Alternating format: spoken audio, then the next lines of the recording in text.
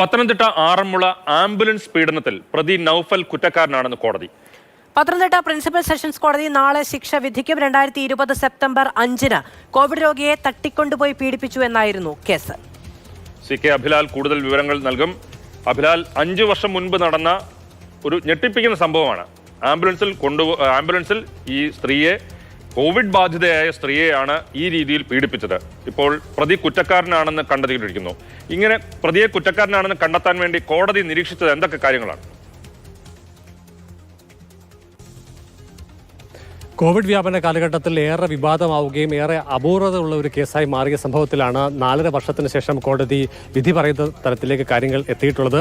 പ്രതി കായംകുളം സ്വദേശിയും അതോടൊപ്പം തന്നെ ആംബുലൻസിന്റെ ഡ്രൈവറുമായിട്ടുള്ള നൌഫൽ ആരോപിക്കപ്പെട്ടതിൽ പ്രധാനപ്പെട്ട 4 വകുപ്പുകൾ പ്രകാരം കുറ്റക്കാരനാണെന്ന് കോടതി കണ്ടെത്തിയിരിക്കുന്നു. IPC 366, 376, 354, ഒപ്പം തന്നെ SC/ST അട്രോസിറ്റി ആക്ട് എന്നിവയാണ് പ്രതിക്കെതിരെ തെളിഞ്ഞിട്ടുള്ളത് എന്ന് കോടതി വ്യക്തമാക്കിയിരിക്കുന്നു. ചുരുക്കത്തിൽ പെൺകുട്ടിയെ തട്ടിക്കൊണ്ടു പോവുക, മാനഭംഗപ്പെടുത്തുക, സ്ത്രീത്വത്തെ അപമാനിക്കുക, ഒപ്പം തന്നെ പട്ടികജാതി പട്ടികവർഗ വിഭാഗങ്ങളോടുള്ള അതിക്രമം എന്നീ വകുപ്പുകൾ പ്രകാരം പ്രതി കുറ്റക്കാരനാണ് എന്ന് കോടതി കണ്ടെത്തിയിരിക്കുകയാണ്.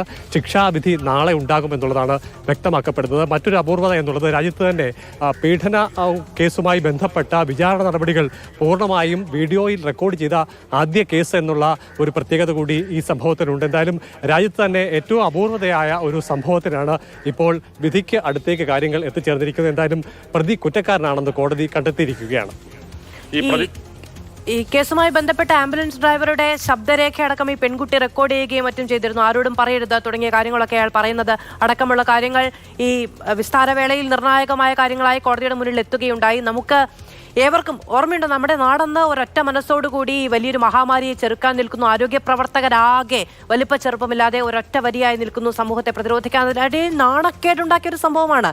മാതൃകാപരമായ ശിക്ഷയുണ്ടാകുമെന്നുള്ളത് നിർബന്ധവുമാണ്.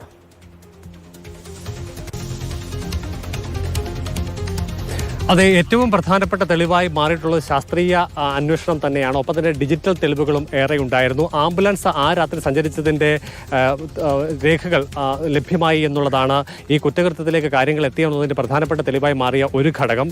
ശേഷം ഈ ലൈംഗിക പീഡനം നടന്ന ശേഷം പ്രതി പെൺകുട്ടിയോടായി അപേക്ഷിക്കുന്ന, അതല്ലെങ്കിൽ മാപ്പാക്കണം എന്ന് ആവശ്യപ്പെടുന്ന തരത്തിലുള്ള സംഭാഷണങ്ങൾ പെൺകുട്ടി തന്നെ റെക്കോർഡ് ചെയ്ത് അന്വേഷണ സംഘത്തിന് കൈമാറിയ സാഹചര്യമുണ്ട്. ഇതടക്കം നിരവധി തെളിവുകൾ പ്രോസിക്യൂഷൻ കോടതിയിൽ ഹാജരാക്കുകയും അതിന് പ്രധാനപ്പെട്ട ഒരു തെളിവായി കോടതി അത് പരിഗണിക്കുകയും ചെയ്തിട്ടുണ്ട്. നിരവധി സാക്ഷികളുള്ള കേസ് കൂടിയാണ്. മറ്റൊന്ന്, ഈ കേസിന്റെ വിചാരണ വേളയിൽ പെൺകുട്ടി ഒരിക്കൽ കോടതിയിൽ ബോധം നഷ്ടപ്പെട്ട് വീണ സാഹചര്യം കൂടി ഉണ്ടായിട്ടുണ്ട്. അങ്ങനെ ഏറെ ട്രോമ നിറഞ്ഞ ഒരു കാലഘട്ടത്തിലൂടെ പെൺകുട്ടി കടന്നു പോവുകയും പലകുറിയും മാനസികമായ സപ്പോർട്ട് ഔദ്യോഗികമായി തന്നെ ലഭ്യമാക്കേണ്ട സ്ഥിതി പെൺകുട്ടിക്ക് ഉണ്ടാവുകയും ചെയ്തിരുന്നു. അങ്ങനെ പെൺകുട്ടിയുടെ കുടുംബവും അതോടൊപ്പം തന്നെ പൊതുസമൂഹവും ഏറെ ആകാംക്ഷയോടെ കാത്തിരുന്ന ഒരു പ്രധാനപ്പെട്ട കേസിന്റെ വിധിയാണ് ഇന്ന്. ആംബുലൻസിൽ വെച്ച് സ്ത്രീയെ പീഡിപ്പിച്ച കേസിൽ ആണ് നൌഫൽ കുറ്റക്കാരനാണെന്ന് കോടതി കണ്ടെത്തിയിരിക്കുന്നത്.